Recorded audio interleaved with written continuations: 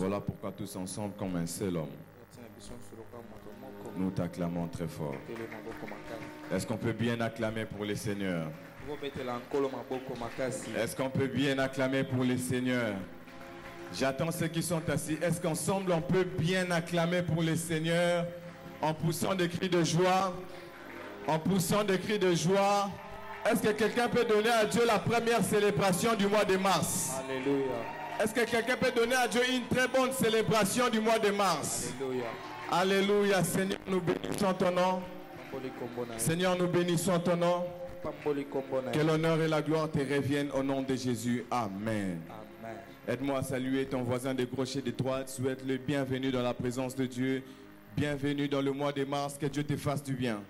Alléluia.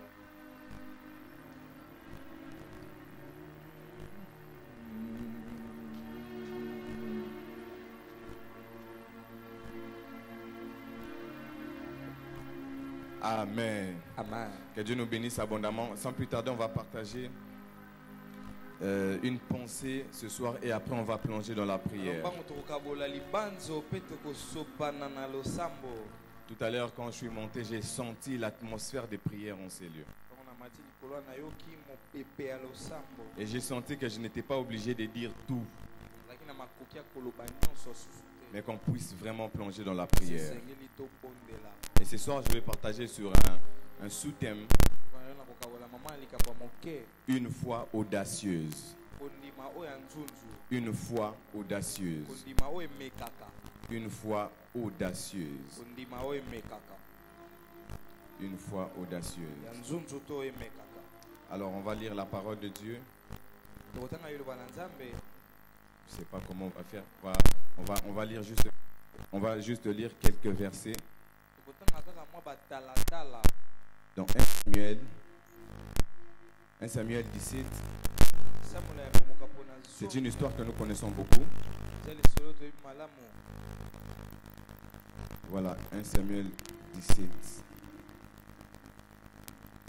Voilà, à partir du verset 45, je vais juste lire quelques versets, après on va partager et prier. 1 Samuel 17, le verset 45. David dit aux Philistins, tu marches contre moi avec l'épée, la lance et les javelots. Et moi je marche contre toi au nom de l'Éternel des armées, du Dieu de l'armée d'Israël que tu as insulté. Aujourd'hui l'Éternel te livrera entre mes mains. Je t'abattrai et je te couperai la tête. Aujourd'hui je donnerai les cadavres du camp des Philistins aux oiseaux du ciel et aux animaux de la terre. Et toute la terre saura qu'Israël a un Dieu. Et toute la terre saura qu'Israël a un Dieu. Amen. Amen.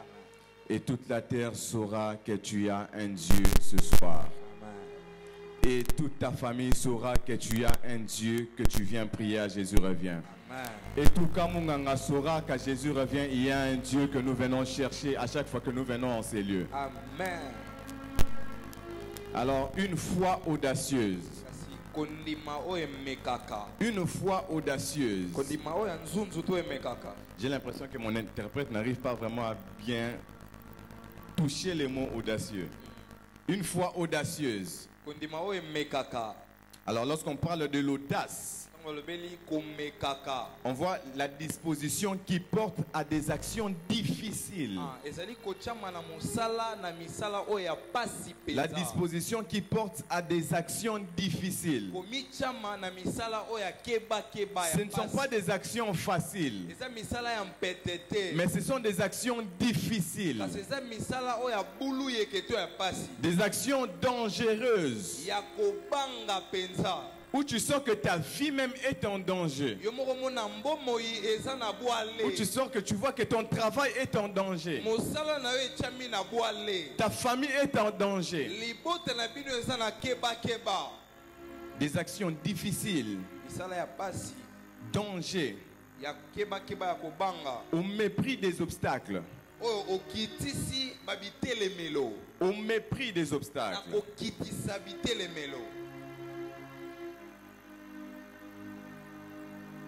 Voilà, on parle de goût dominant, mais je pense que les mots que je touchais, ce sont des mots clés, vraiment. des actions qui sont difficiles, qui sont dangereuses au mépris des obstacles. La première chose, ce sont des actions difficiles. Alors, lorsque je parle d'une foi audacieuse, c'est une foi qui ne se présente pas devant n'importe quel défi. Mais c'est une foi qui s'élève devant des obstacles difficiles.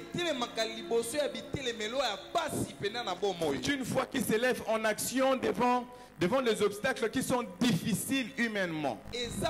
Ou quand un homme regarde, il dit non, ça ce n'est pas à la dimension humaine. Car c'est difficile. C'est cette foi que je suis venu te parler ce soir.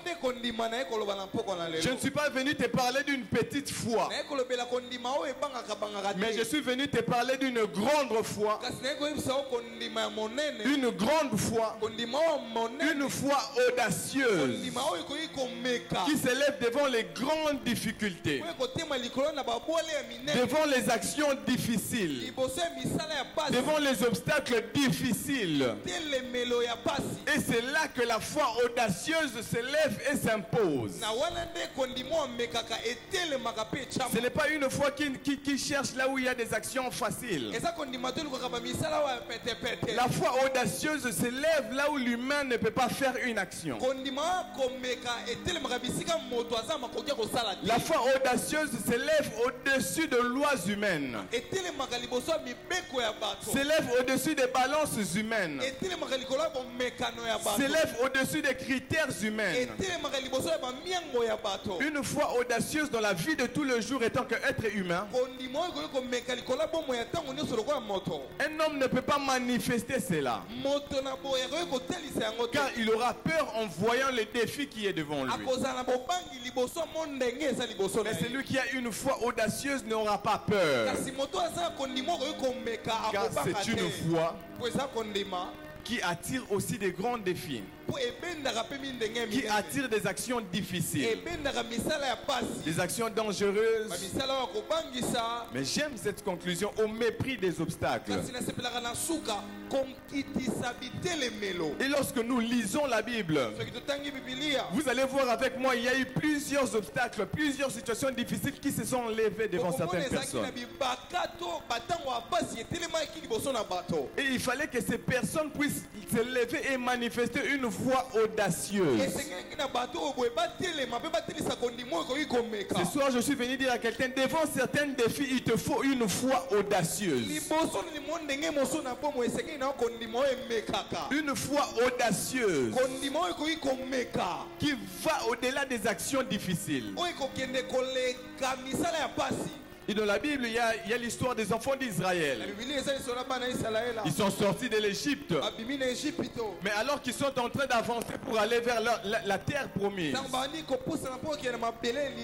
il y a la mer Rouge qui est là, qui les empêche d'avancer. Et les enfants d'Israël ont commencé à pleurer. Dans la vie de chaque chrétien, dans la vie de chaque enfant de Dieu, nous ne devons pas pleurer devant les situations difficiles. Car il y a certaines épreuves que Dieu place devant nous pour que nous puissions manifester la foi audacieuse. Il y a certaines choses que Dieu ne bougera pas devant toi. Il y a certaines choses que Dieu n'enlèvera pas devant toi. Il y a certains géants que Dieu ne fera pas tomber devant toi. Mais il te faudra une foi audacieuse pour te lever et avancer, affronter. Et Israël, qui n'avait pas cette foi audacieuse, a commencé à pleurer devant la mer Rouge. Le manque de la foi audacieuse va te faire croire que certains défis sont là pour te détruire. Le manque de la foi audacieuse va t'empêcher de posséder même certaines choses que Dieu a déjà mis à ta disposition. Le manque de la foi audacieuse va t'empêcher de posséder certaines bénédictions que Dieu a mis à ta faveur. Il y a certaines bénédictions qui ont tardé devant Israël. Il y a certains miracles qui ont tardé devant Israël. Simplement parce que Israël n'avait pas déjà compris que Dieu était avec lui et il devait manifester une foi audacieuse. Au lieu d'avancer devant la mer Rouge, ils ont commencé à pleurer. Ils ont commencé à pleurer. Ils ont commencé à crier vers Dieu. Et pourtant, ce que Dieu attendait d'eux, c'était la manifestation d'une foi audacieuse. Ce soir, je suis venu dire à quelqu'un, Dieu attend de toi de manifester une foi audacieuse en ce mois de mars.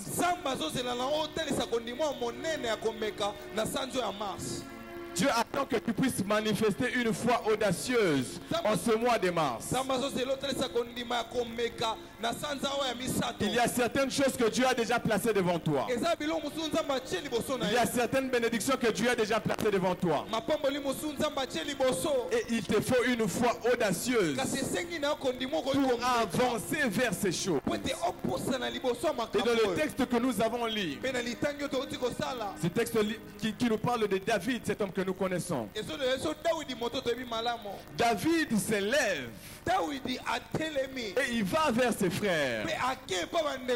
Ses frères qui étaient en guerre. Parce que les Philistins s'étaient levés pour faire la guerre à Israël. Et l'armée s'est rassemblée. On a rassemblé tous les jeunes pour venir faire la guerre.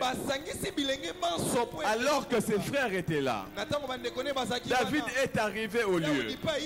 Lorsque David est arrivé au lieu, David a vu comment est-ce que Goliath, le géant, est descendu.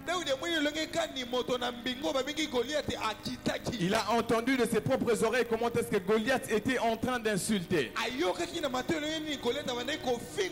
Il a vu comment est-ce que Goliath était en train de lancer un défi. Il a vu comment est-ce que Goliath a insulté les dieux d'Israël. Et lorsque David a vu cela, cela a révolté David. David s'est mis à parler, mais c'est qui cet incirconcis? La première des choses que David a commencé à faire face à Goliath, David a commencé par mépriser l'obstacle. David a commencé par mépriser l'obstacle. Les géants que tout le monde voyait, les géants devant qui tout le monde avait peur et reculé. Lorsque David l'a vu, David a commencé par les mépriser. David a dit, c'est qui cet incirconcis? Ce soir je me lève et je viens mépriser ton problème. Ce soir je me lève et je viens mépriser ton combat. Je viens et je me lève, je viens mépriser ta situation. La première chose qui nous fait accéder à la victoire céleste, la première chose qui nous fait accéder à la victoire divine, c'est le mépris de l'adversaire. Amen. Et lorsque David s'est levé, David a commencé par mépriser l'adversaire. David n'a pas vu un géant, mais David a vu un incirconcis. David n'a pas vu un guerrier, mais David a vu un incirconcis. Ce soir, je suis venu parler à quelqu'un. Change ta manière de voir. Et lorsque nous lisons cette histoire, nous comprenons que la foi a joué un très grand impact dans la vie de David. La première des choses que la foi a fait dans la vie de David, la foi a changé sa vision. La foi de David a changé sa vision. David ne voyait plus comme tout le monde. Alors que tout le monde disait on doit reculer. Alors que tout le monde se disait c'est un géant, on doit reculer.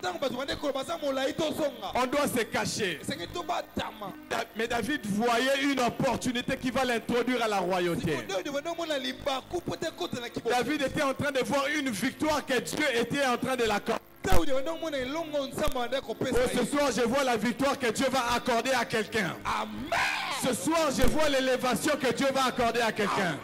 Je ne sais pas ce que tu traverses, mais ce soir, je viens te communiquer une foi qui va changer ta vision, qui va changer ta façon de voir. Et lorsque le frère de David a vu David venir, lorsqu'il a vu David commencer à poser beaucoup de questions, il a dit à David, mais c'est quoi ça? Tu es encore venu avec ton orgueil jusqu'ici. Dans certaines choses, il ne s'agit pas de l'orgueil, il s'agit des yeux de la foi. Il ne s'agit pas de l'orgueil, il s'agit de la vision de la foi. Le frère de David a vu en David de l'orgueil. Mais moi, en lisant ce texte, j'ai vu les yeux de la foi qui étaient déjà ouverts. Et David avait déjà vu la victoire que Dieu l'avait accordée.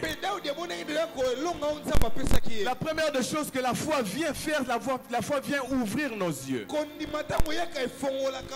nous puissions voir les choses différemment. Que nous ne puissions pas voir les choses comme tout le monde. Que nous ne puissions pas voir les obstacles comme tout le monde. Mais que nous puissions voir cela différemment. Et David a commencé à voir les choses différemment à cause de la foi qu'il avait. Alors que les autres voyaient l'obstacle, David, par les yeux de la foi, il voyait la victoire. C'est ainsi que lorsque Dieu vient parler à Abraham, il dit à Abraham, qu'est-ce que tu vois? Qu'est-ce que tu vois? Lève tes yeux, qu'est-ce que tu vois? Et Abraham a dit, je vois les étoiles. Et Dieu a dit, de la même manière que tu vois les étoiles, de la même manière que sera ta descendance. En quelque sorte, Dieu était en train d'introduire Abraham dans les yeux de la foi, pour que Abraham ne voie pas avec les yeux physiques. Même si dans les yeux physiques il n'avait pas d'enfant, mais dans les yeux de la foi, qu'il puisse voir qu'il y a une posternité que Dieu a réservée pour lui, qu'il y a des nations que Dieu a cachées en lui. Ce soir, je suis venu dire à quelqu'un, il y a des bénédictions que Dieu a planifiées pour toi. Il y a des victoires que Dieu a planifiées pour toi. Et il te faut les yeux de la foi pour voir cela. C'est ainsi que lorsque on est venu arrêter Élisée, Élisée était là tranquillement. Parce que Élisée avait les yeux de la foi. Vous savez, les yeux de la foi ne voient pas que ce que l'ennemi est en train de faire et de préparer. Les yeux de la foi voient aussi ce que Dieu a la possibilité de faire dans cette situation. Et Élisée était là. Élisée voyait avec les yeux de la foi. Et le serviteur qui n'arrivait pas à comprendre ce qui s'est passé était en train de paniquer. Alors qu'il était en train de paniquer, Élisée a dit, viens, viens, mets-toi là. J'ai pris que Dieu t'ouvre les yeux, que tu vois l'armée qui est avec nous. Et la Bible déclare que ses yeux ont été ouverts. Lorsque nos yeux s'ouvrent, notre langage change par rapport à certaines situations. Si tous Israël avaient le même langage, c'était lié à la vision. C'était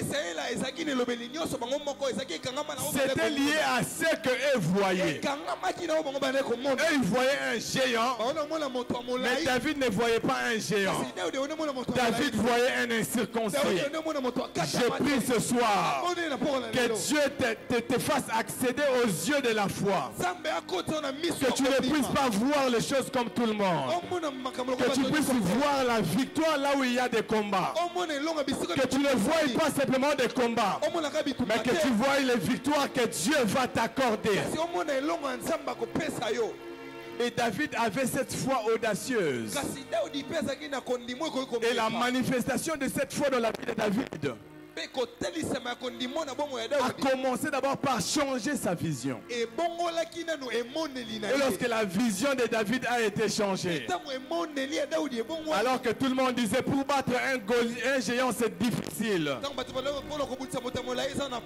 impossible pour faire tomber ce géant, c'est impossible pour mettre Goliath à terre, David disait c'est possible car j'ai une foi audacieuse. C'est possible car j'ai sur moi l'onction de Dieu.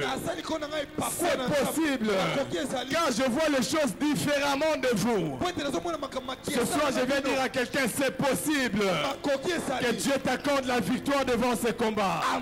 C'est possible que Dieu change cette situation. C'est possible que Dieu fraye un chemin devant toi. C'est possible qu'en ce mois de mars que les choses changent en ta faveur. Oui, c'est possible. Parfois, nous n'arrivons pas à manifester la foi audacieuse. Parce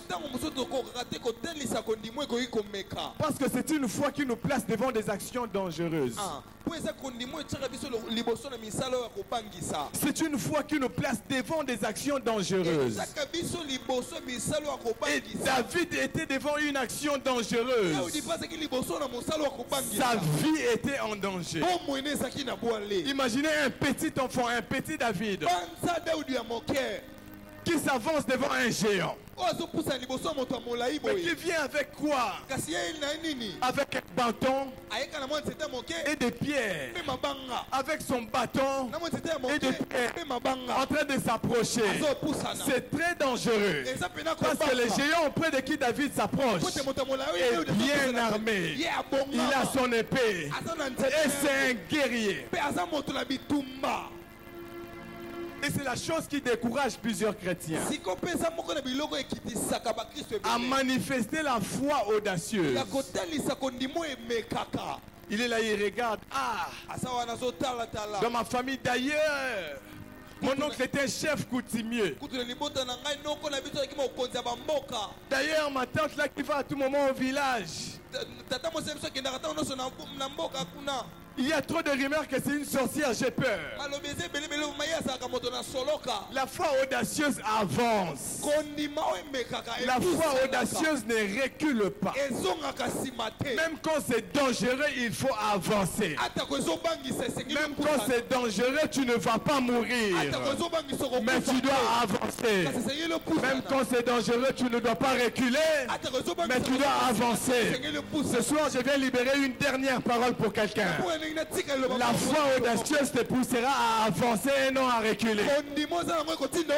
S'il faut qu'on meure, on va mourir, mais on va avancer.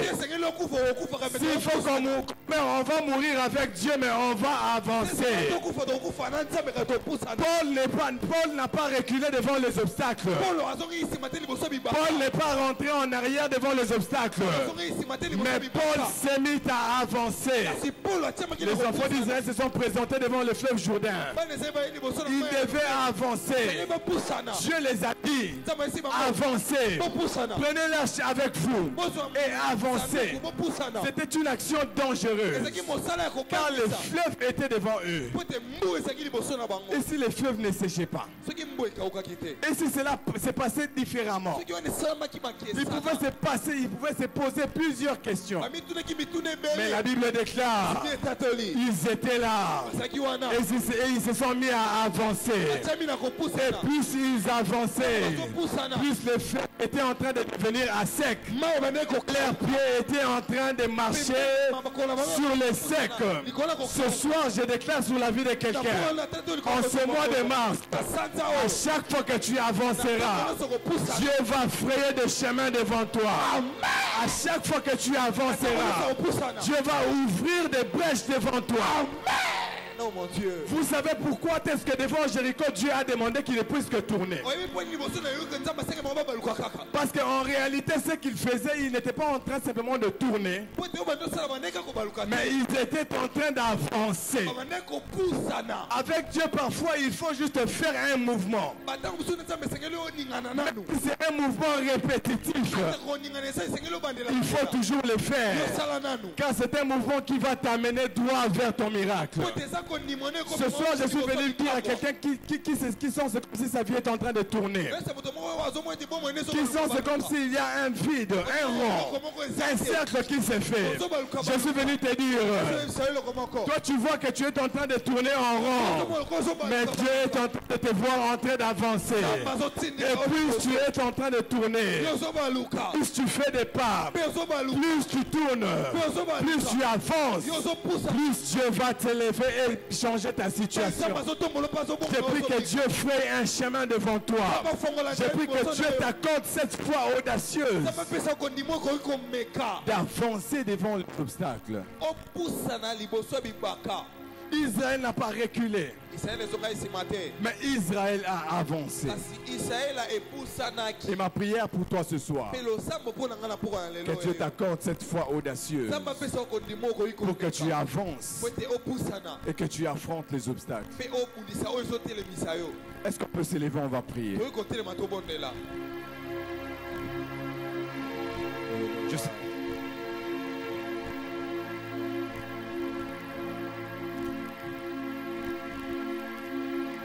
Je sais que je n'ai pas tout dit, mais je sais que Dieu a parlé à quelqu'un. Et la première prière qu'on va faire, tu vas demander à Dieu, Seigneur, je veux avoir une foi audacieuse. Une foi qui te présente même devant les situations les plus difficiles. Devant les situations dangereuses. Accorde-moi cette foi. Élève ta voix, bas les mains et mets ta prière.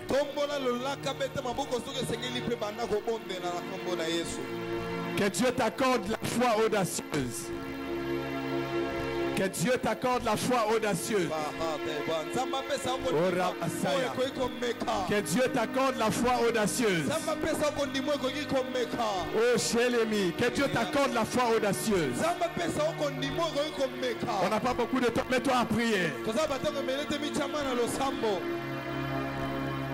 Que Dieu t'accorde la foi audacieuse qui va faire face devant les grands défis, devant les défis les plus difficiles.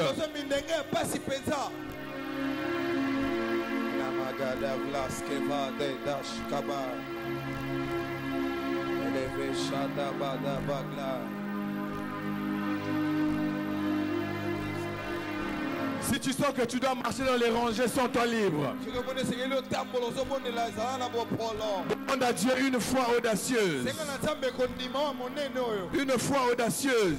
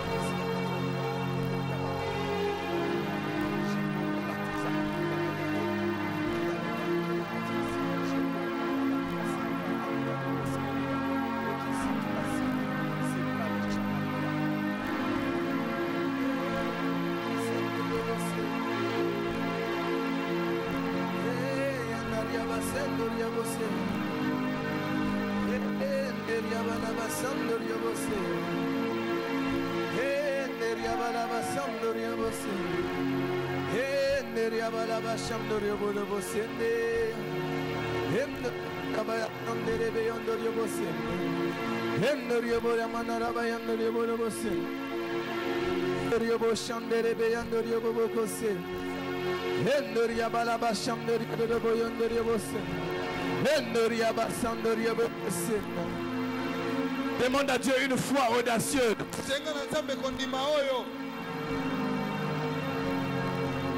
Les pagachas.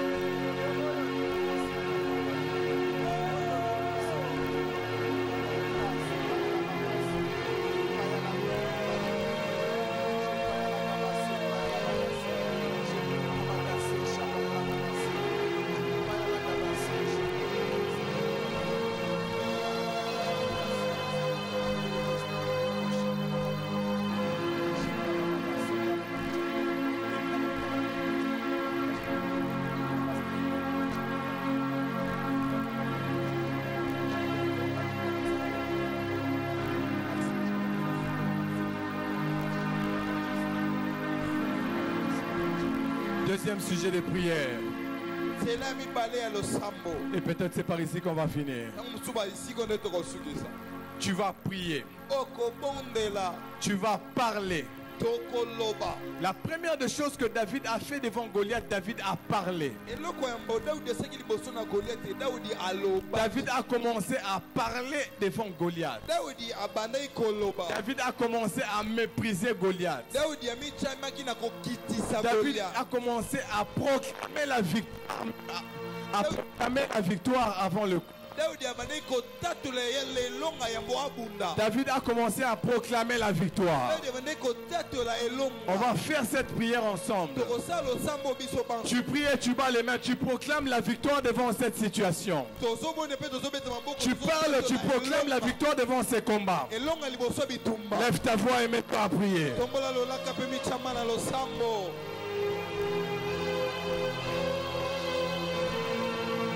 Vas-y, monte encore de la prière. Bientôt là, je vais laisser. Ce soir, je sens l'esprit de la prière au milieu de nous. Les guillatoleke. Shalom, Teliva. Zepo lekpo. Jeliva, Ato. Telewa, Shaliva. Lote sinamano, Tiaha. Je parle à ce problème ce soir. Parle à cette stérilité ce soir.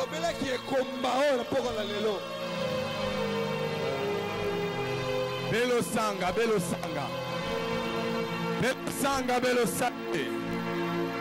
Belo sanga, belo saide. Belo sanga, belo saide. Shebratonemika. Le protelevi, Shepalo.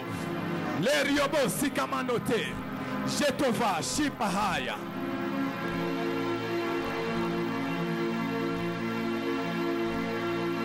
Parle à ces problèmes, parle à ces problèmes. Dans 2 minutes, nous allons finir la prière. Profite de ces moments. Profite de ces moments.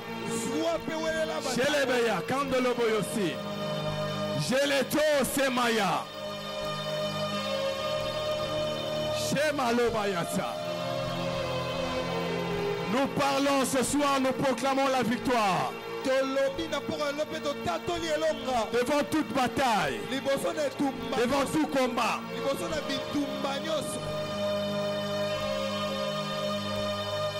L'Eria Bassandel Eshaya. Le fils Semano. Nous parlons ce soir Nous proclamons la victoire. Nous proclamons la victoire. Vas-y, proclame la victoire. Dans le nom de Jésus. Proclame la victoire. Dans le nom de Jésus. Sur ta famille, proclame la victoire. Oh mon Dieu, Chaleta. Telewa, Selevi. Sur ta santé, proclame la victoire. Oui, sur ta santé, proclame la victoire. Bikon de l'Egi. Pawasiva. Chelou Fahate.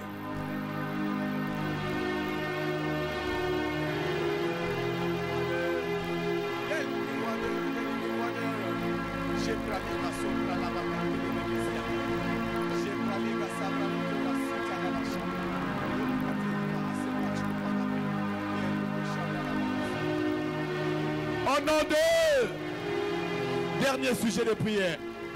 C'est par ici que je vais laisser les micros. On va prier pendant 2 minutes.